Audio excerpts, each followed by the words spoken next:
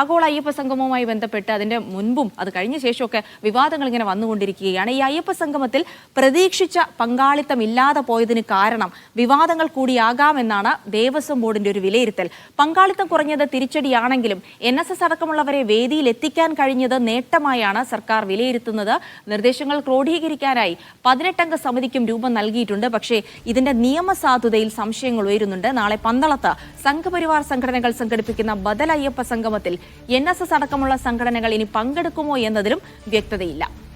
Sijo V John ഉണ്ട് വിവരങ്ങൾ നൽകാനായി. സിജോ, ഈ ആളുകൾ കുറഞ്ഞതുമായി ബന്ധപ്പെട്ട് CPM സംസ്ഥാന സെക്രട്ടറി ഒന്നും അങ്ങനെ കുറഞ്ഞു എന്ന് അംഗീകരിക്കാൻ തയ്യാറായിട്ടില്ല. പക്ഷേ കുറഞ്ഞിട്ടുണ്ടെങ്കിൽ അത് വിവാദങ്ങൾ മൂലമാകാം എന്നൊരു വിലയിരുത്തലിലേക്ക് ദേവസ്വം ബോർഡ് കൂടി എത്തുന്നുണ്ട്. പക്ഷേ അതിനുശേഷം ചില കാര്യങ്ങൾ നടപ്പാക്കാനായി ഒരു കമ്മിറ്റിയൊക്കെ രൂപീകരിച്ചിരിക്കുന്നു. അതിലെന്താണ് ഇപ്പോൾ നിയമപരമായി ഒരു സാധുതയില്ല എന്നുള്ളൊരു സംശയം ഉയരാൻ കാരണം? എന്തായാലും അയ്യപ്പ സംഗമത്തിന് ശേഷം ഇനിയുള്ള ചർച്ചകൾ എന്തായിരിക്കും സിജോ?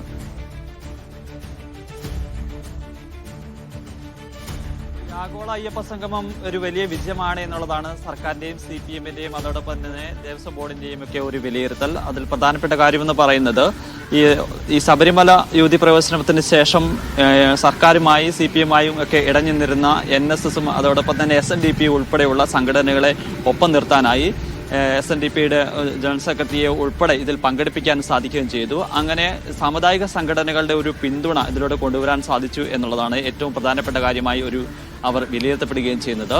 മറ്റൊരു കാര്യം എന്ന് പറയുന്നത് ഇതിലൊരു പങ്കാളിത്തം സംബന്ധിച്ചാണ്. ഈ സെഷനുകളിൽ ആളുകൾ കുറഞ്ഞു എന്ന് പറഞ്ഞാൽ പോലും മുഖ്യമന്ത്രി പങ്കെടുത്ത ആ പരിപാടിയിൽ അതിൽ നിറയെ ആളുകൾ ഉണ്ടായിരുന്നു. അതിനുശേഷമാണ് അത്തരത്തിൽ ആളുകൾ കുറഞ്ഞു പോയത് എന്നുള്ള ഒരു വിലയിരുത്തലാണുള്ളത്. അത് സമീപ ദിവസങ്ങളിലുണ്ടായ വിവാദങ്ങളാണ് അത്തരത്തിൽ ആളുകൾ കുറഞ്ഞു പോകാനുള്ള കാരണം എന്നുള്ള വിലയിരുത്തലാണ് ഉള്ളത്. എന്തായാലും സർക്കാരിനെ സംബന്ധിച്ചിടത്തോളം CPM-നെ സംബന്ധിച്ചിടത്തോളം ഇതൊരു വളരെ ഗൗരവമുള്ള ഒരു പരിപാടിയായിരുന്നു. അതിൽ തന്നെ ഒരു നേട്ടമുണ്ടാക്കാൻ സാധിച്ചു എന്ന ഒരു വിലയിരുത്തൽ തന്നെയാണ് ഉള്ളത്. ഇനിയുള്ള ഏറ്റവും പ്രധാനപ്പെട്ട കാര്യം എന്ന് പറയുന്നത് സൂചിപ്പിച്ചതുപോലെ തന്നെ ഈ നിർദ്ദേശങ്ങൾ ക്രോഡീകരിക്കുന്നതിന് വേണ്ടിയിട്ട് ഒരു സമിതിയെ രൂപീകരിച്ചിരുന്നു. അതിന്റെ ഒരു നിയമസാധ്യത സംബന്ധിച്ചുള്ളതാണ്. അത്തരം ഒരു ഇത് നിലനിൽക്കുമോ എന്നുള്ളതാണ് ഏറ്റവും പ്രധാനപ്പെട്ട കാര്യം. ആരെങ്കിലും ചലഞ്ച് ചെയ്ത് കഴിഞ്ഞ് കഴിഞ്ഞാൽ അത് പിന്നീട് വെല്ലുവിളിയാകുമോ എന്നുള്ള ഒരു സംശയമാണ് നിലനിൽക്കുകയും ചെയ്യുന്നത്.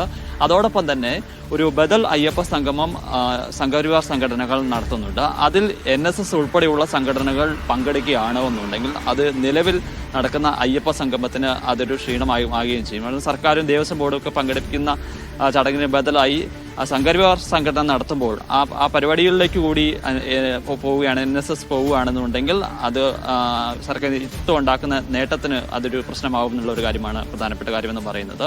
ഏറ്റവും ഒടുവിലായി നമ്മൾ എടുത്തു പറയേണ്ടത് അല്പസമയം മുമ്പാണ് CPM സംസ്ഥാന സെക്രട്ടറി MV ഗോവിന്ദൻ മാധ്യമങ്ങളെ കണ്ടത്. നമ്മൾ അദ്ദേഹത്തോട് ഈ ആളുകൾ കുറഞ്ഞതുമായി ബന്ധപ്പെട്ട് ചില ചോദ്യങ്ങൾ ചോദിച്ചു. അങ്ങനെ ആളുകളുടെ എണ്ണമൊന്നും കുറഞ്ഞിട്ടില്ല. 4000-ലധികം ആളുകൾ രജിസ്റ്റർ ചെയ്യുന്നു പറഞ്ഞിട്ട് അത് അത്രയും ആളുകൾ രജിസ്റ്റർ ചെയ്തിട്ടുണ്ട്. പിന്നെ ഒഴിഞ്ഞ കസാരയെക്കുറിച്ച് ചോദിച്ചപ്പോൾ അദ്ദേഹത്തിന്റെ ഒരു മറുപടി എങ്ങനെയായിരുന്നു? അത് നിങ്ങളുടെ മാധ്യമങ്ങളുടെ കള്ളപ്രചരണമാണ്, അത് AI സൃഷ്ടിച്ചതാണ് എന്നുള്ളതാണ് MV ഗോവിന്ദൻ പറയുന്നത്. ഈ കാലഘട്ടത്തിലും എങ്ങനെയാണ് അങ്ങനെയൊക്കെ ഒരു കാര്യം ഒരു സംഘടനയുടെ സംസ്ഥാന സെക്രട്ടറി പറയുന്നത് എന്നുള്ളതാണ് നമുക്ക് ഇപ്പോഴും ആശ്ചര്യം തോന്നുന്നത്. എന്തായാലും അദ്ദേഹം അങ്ങനെ ഒരു വാദമാണ് ഉന്നയിക്കുന്നത്. എന്തായാലും പൊതുവിൽ ഈ പറയുന്ന ഈ അയ്യപ്പ സംഗമം ആളുകളെ കാര്യമായ രീതിയിൽ തന്നെ പങ്കെടുപ്പിക്കാൻ സാധിച്ചു. അതോടൊപ്പം തന്നെ സാമുദായിക സംഘടനകളെ ഒപ്പം നിർത്താൻ സാധിച്ചു എന്നുള്ള ഒരു വിലയിരുത്തലാണ് CPM-നുമുള്ളത്.